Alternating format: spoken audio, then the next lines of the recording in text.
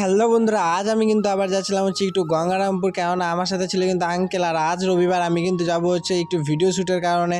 আর আমরা কিন্তু শ্যুট করি রিলস টাইপের ভিডিও, তো তোমরা তো জানোই। তাই কিন্তু তোমাদের সাথে গল্প করতে করতে পৌঁছে গেলাম বুনিয়াদপুর বাস স্ট্যান্ডে কিছু বন্ধু ছিল, আর তাদের সঙ্গে কিন্তু দেখা করে নিয়ে আমাকে যেতে হবে আবার এখান থেকে গঙ্গারামপুর। তাই কিন্তু ওই বন্ধুদের সাথে গল্প করে একটু বুনিয়াদপুরেই কিছু ভিডিও শ্যুট করে নিলাম, কেননা স্ট্যান্ডে ক্যামেরা বসিয়ে কিছু ভিডিও শ্যুট করে নেওয়ার পর একটু লোকেশনটা চেঞ্জ করতে পারি। এদিকে কিন্তু আমার বন্ধু সুমিত আমার সাথে ছিল।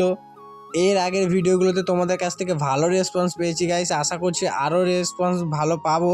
তো তোমরা গাইস যে যেখান থেকে দেখছো ভিডিওগুলো অবশ্যই কমেন্ট করবে কেমন লাগছে আমাদের ভিডিও।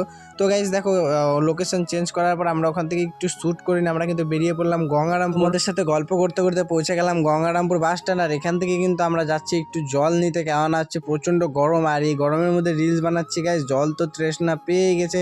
এদিকে দেখো সুমিত বন্ধু কিন্তু আজকে আমাদের ক্যামেরার খুব হেল্প করছিল। আর সবারই যেহেতু জল তৃষ্ণা পেয়েছে, জল খেয়ে দিয়ে কিন্তু আমরা চলে গেলাম গঙ্গারামপুর বানঘর।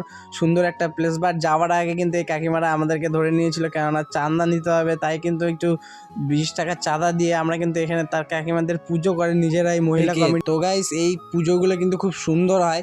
তো আমরা তো একদম প্রপারে পুজোগুলো দেখি। তো গাইস চলো বানঘর চলে এসেছি। আর এখানে কিন্তু নাম এন্ট্রি করে তারপরে ঢুকতে হবে। আর আমি শুধু একাই নয়, বানঘরে কিন্তু ছিল আমার দিদি, জামাইবাবু, আরও একটা বিয়ান। এরা কিন্তু সবাই একসাথে বানঘরে এসেছিলাম রিলস শ্যুট করার জন্য। তো গাইস সবাই কিন্তু আজকে বেশ ভালো মজার সমেত রিলস শ্যুট করেছি, আর পুরো রোদ্রের মধ্যে শ্যুট করেছি গাইস, খাটাখাটনি করে শ্যুট করেছি। অবশ্যই রেসপন্সটা তোমরা ভালো করে দিও, আর কেমন লাগছে অবশ্যই কমেন্ট বক্সে কিন্তু কমেন্ট করতে ভুলো না। আজকের মতন এইটুকুই, টাটা, বাই বাই।